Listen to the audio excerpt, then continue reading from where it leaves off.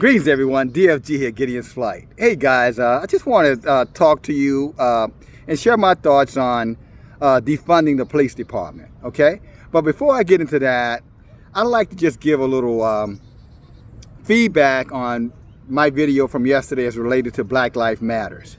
Now, this is what I have to say about that. If you watched that video and you walked away with the impression that I'm caught up in the all life matters and marginalizing that we, the Hebrew, life does not matter and somehow or another we're the problem for the racism in America, then parents, if you got kids listening right now, I'm going to give you 5 seconds to get them out the room.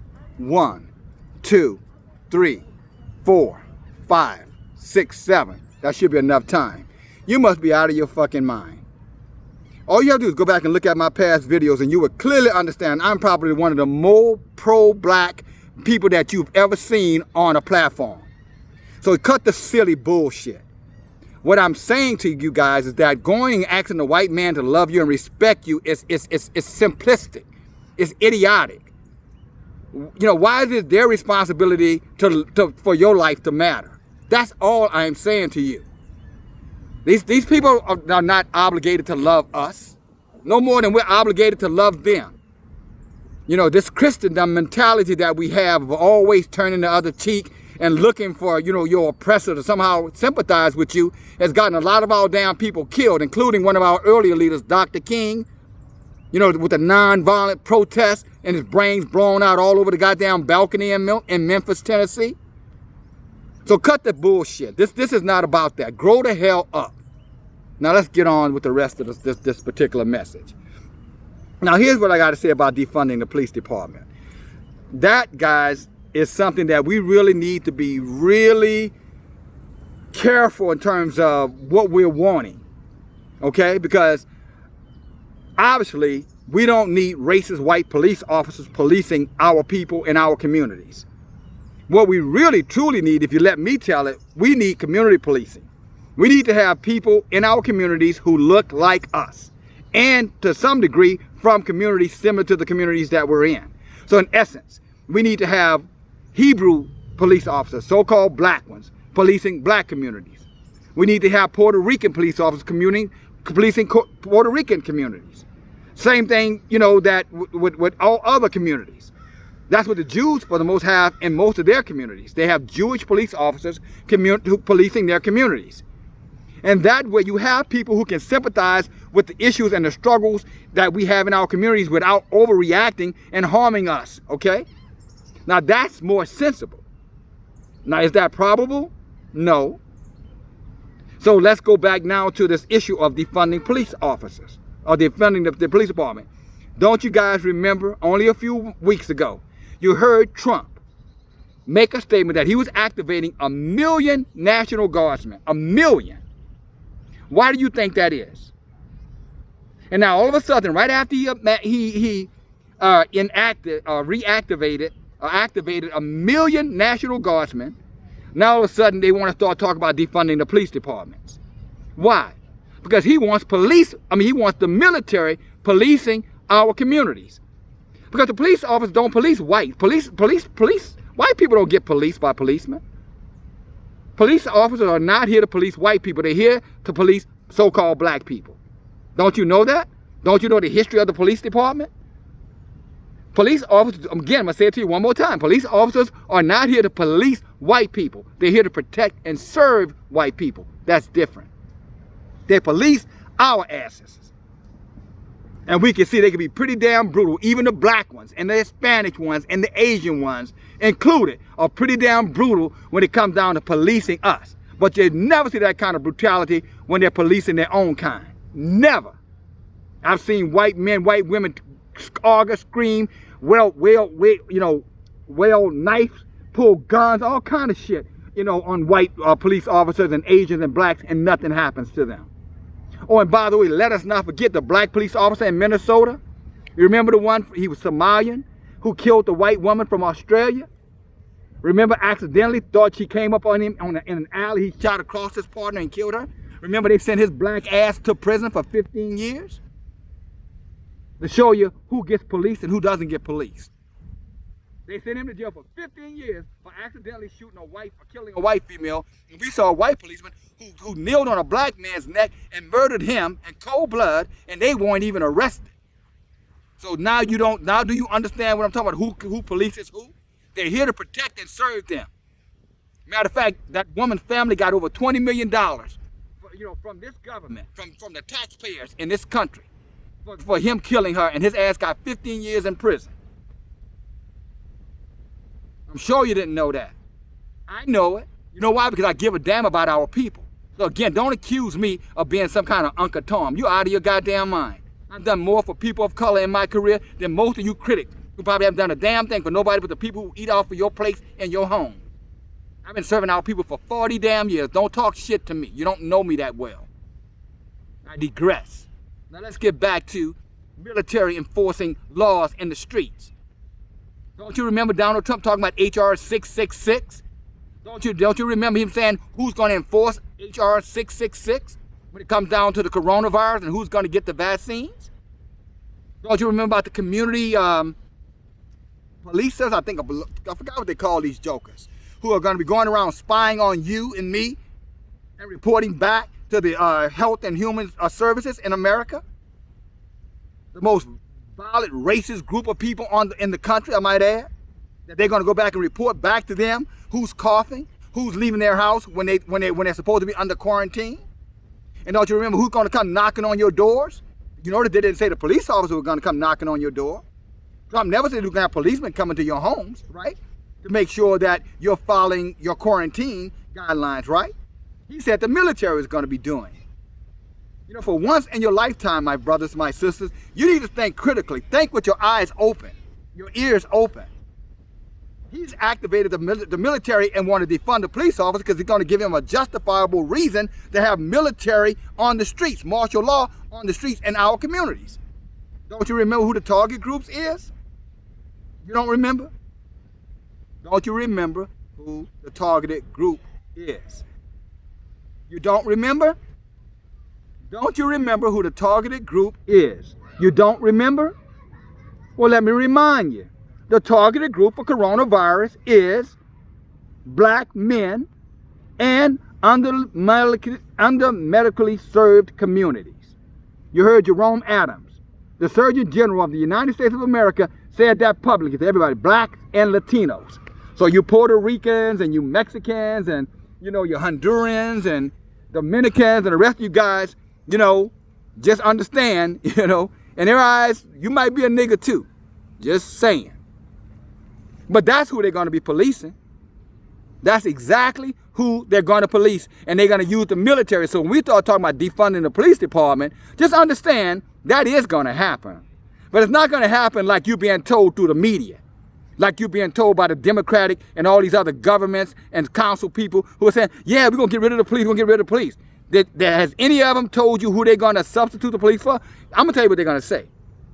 Well, for a short period of time till we solve, what we're going to do, we're going to use the military as a filling group. That's what you're going to hear. Remember, you heard it here from DFG first. That's prophetic. What they're going to tell you is in the interim, I think that's the right term, in the gap, while they figure out how they're going to police, they're going to use the military. Like they do, when they declare these national emergencies, for tornadoes and hurricanes. The military come out there with their AR-15s, the M16s, and they're riding on trucks going up and down communities and streets. Those guys. That's who they're going to tell you they're going to use temporarily. But then guess what? There'll be another major coronavirus outbreak by the year's end. Well, thousands will die this time. And then they're going to just have to continue because after all, we've got a major crisis. We got a medical emergency on our hands, a national medical emergency on our hands. So therefore, we're going to continue the military enforcement in the streets. Oh yeah, not in the suburbs, in your communities. Just so you know. So you're getting set up again. You're getting set up again, guys. So when you start talking about defunding the police, that's fine, because they're going to do it whether you talk about it or don't talk about it. That is coming to a city, town, and ghetto near you. An underserved, medically underserved area near you. Well, how many hospitals in your community? How many medical clinics are in your communities? I didn't ask you about liquor stores, bars, and churches. I said medical services in your community, not liquor stores, bars, and churches. How many of them in your community? That makes you medically underserved. You're the sickest people in the communities, right? At least in the nation. You die the youngest, black men, black women, so-called. You are the medically underserved. You're going to be the targeted group. So when he defunds the police, when your council, your mayor, your governors defund the policemen, just so you know, and they're going to do it, the military is going to come and they're going to serve you. And they're going to serve you with extreme violence. Oh, and if you happen to resist, you know, all those FEMA camps that we've been hearing about for years and years and years, all those big warehouses, empty Walmart stores, empty department stores, empty Kohl's stores, empty Macy's stores, empty mall stores. Oh, that's where they're going to be hurting us at. Or some of you. Maybe me. I don't plan to be that way. I'm going to resist. I can show you that. But that's where they're going to herd you into. And they're going to keep you there. And you're going to be in there doing some probably factory work. Because after all, we got to make America great again by bringing back, you know, manufacturing to America, since China is going to dump the dollar and they're going to stop sending goods over here. So America is going to be great again because we're going to put black people, people of color, Hispanics, blacks, etc., back into the FEMA camps. Oh, we're going to make you work while you're in those camps. In other words, we're going to re-enslave your asses. That's what's coming. That's what's coming. That's what's coming. And let's go back to this coronavirus. I've said it to you before. Do you understand how important it is for you to exhale toxins out of your body? Walking around with your face covered up, day in and day out. Mandatory having you do this. Without no evidence that coronavirus is spread through breathing. And it can leap 6 feet in the air. That's the kind of contagion. If that was that contagious, nobody would be outdoors, guys. There have been parks and places where they say, well, you can go work out and the essential workers can come and you can go shop all over this country through the whole crisis. So you really think if this thing was that harmful, they would have allowed anything like that? Hell no. But of course, you're not going to think about that because you're allowing the media to not only dictate what you think, but to program you on how to think. And now you're walking around here with your faces covered up in the middle of the damn summer. Like that's not going to affect your respiratory, your respiratory system. It's not going to affect you today, but trust me, come September, October, November, after breathing all those toxins and not being able to get the proper amount of oxygen into your body, oh, you're going to have some serious, serious issues. You're going to have some serious health issues. And yeah, they're going to allow many of you to die right in those FEMA camps, and some of you are going to die in your own homes because you're not thinking, you're not using your head, you're not walking with your eyes open. You're too caught up. They got you distracted. Oh, and by the way, World War III is about to kick off between Russia, China, and the United States. And of course you're not paying attention to that because that's not even in the media. You heard me say a moment ago, China dumping all of its U.S. debt and going to their own currency, cryptocurrency, and they're not using the petrodollar any longer. Nor will Russia be using it. Do you understand what that's going to do to your economy? They have no choice but to enslave you and get you back on these prison farms called now FEMA camps. They have no choice but to do that. That is the only way this nation is going to be able to eat. Somebody got to go out there and pick the corn, to pick the cotton, to pick the potatoes, to slaughter the hogs, to slaughter the cows, to pick the wheat and the hay. Somebody's going to have to do it. Oh, who that somebody is? It's going to be you, the so-called underserved medical community, if you want to continue to live and to eat. 1 out of 4 Americans right now are out of work, and they're not going to be getting any jobs anytime soon because so many businesses, small businesses, especially the #1 employers in America, are not coming back. And not only that, 1 out of 4 people currently in food lines getting some kind of food assistance, and that's going to be 2 out of 4 before long. As soon as they cut off these stimulus checks, oh, and by the way, your unemployment runs out. All you people are sitting on your asses because there's more money made at home. You better get up and go back to work. There's an old saying, a bird in the hand is better than 2 in the bush. So you walking about these 2 in the bush stimulus and unemployment, you better go back out there and get to work and grab back onto that damn job before your ass get replaced. If you had a job. And if you don't have one, you better go get one while there's still a few to be had. But that's your decision. That's going to be your problem. Because your white, who you want to love, who you want your life to matter to, they already said, if you come to their doors looking for food or trying to take something from them, they already got their guns and ammunition right there waiting for you. They say they're going to shoot you dead the minute you walk up to their doorways, their doorsteps. That's what they're already ready for that. That's already taken care of. Right now, gun sales and ammunition sales are off the chart all over this country. You don't hear them talking about that on the news, do you? And it ain't your people buying it, because most of you got felons. You can't even go to the store and get a damn weapon. Most of you black men, some of you black women. That's what's coming. I know somebody goes, well, what should we do about it? What should we do about it, DFG? Well, how about going back and rebuilding your community? How about this? How about us coming together and stopping this self-hatred? You know what I'm talking about? This mistrust that we have for one another. That's how you can stop it. That's what you can do about it. Go back home. Go back to the community. Start working inside the community.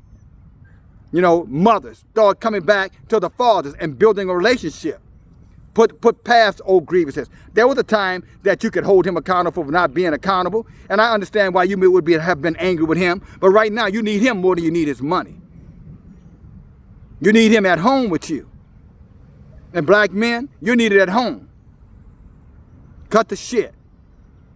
You follow me? We got to go back and build our communities back up while we still have a short period of time to do it, so that we can insulate ourselves and defend ourselves against the oppressive government that's coming to a street near you, not a city near you, a street near you. Now that's my answer. If you got a better answer, then maybe you could tell me what we can do. But I can tell you one thing. I was in this video where I began this video. Walking around asking white people for your life to matter is not the solution to our problem.